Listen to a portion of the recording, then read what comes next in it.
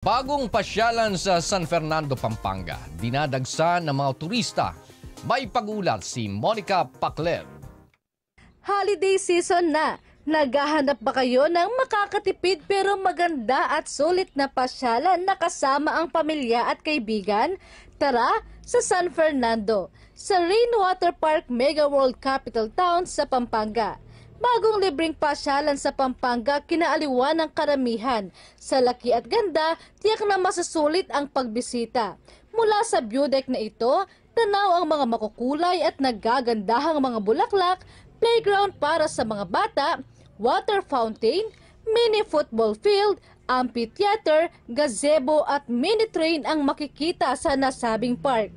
Huwag nang palampasin pa, isama ninyo ang buong pamilya para makisaya at mamangha sa ganda ng Pampanga. Sa lahat ng mga nagnanais bumisita, bukas ang Rainwater Park mula 8 a.m. ng umaga hanggang 8 p.m. ng gabi. Pinapaalalahanan na huwag mag-iwan ng mga kalat upang mapanatiling malinis at maganda ito at maging responsable upang patuloy na mapaganda at mapalaki pa ang mga nagagandahang pasyalan sa Pampanga. Mula rito sa Pampanga, Monica Pacleb para sa 100% Balita.